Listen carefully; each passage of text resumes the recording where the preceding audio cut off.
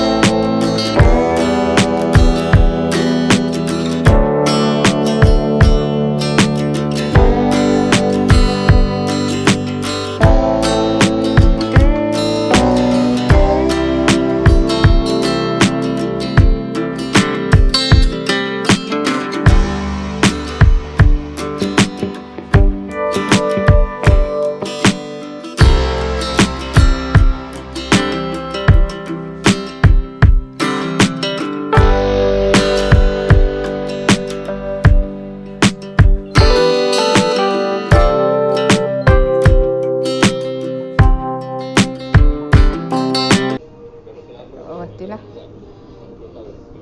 Okay. Lepas tu kita download ni.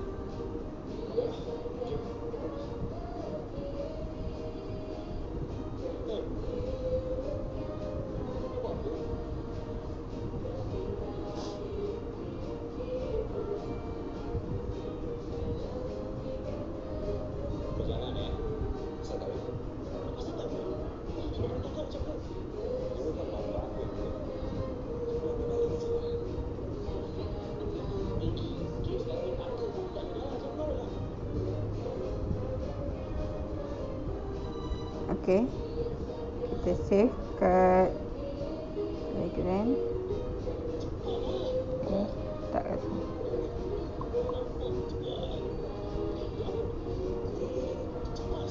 Okay, inilah saya ambil.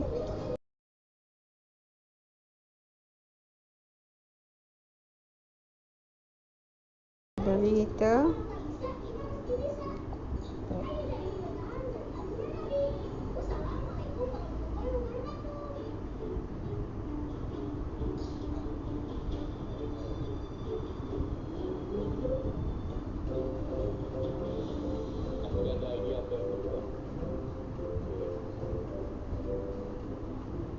okay.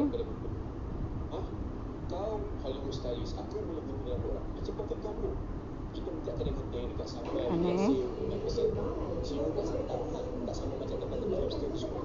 Ini bukan gentleman's barbershop. Okay. Dia akan keluar dekat bawah ni. Dia akan keluar kat situ. Apa yang kita buat, branding kita. Okay, itulah, dia akan keluar kat situ. Okay, korang buat jangan lupa subscribe video ni. Lepas tu silakan share, like dan komen YouTube saya. Okey. Terima kasih. Assalamualaikum. Bye.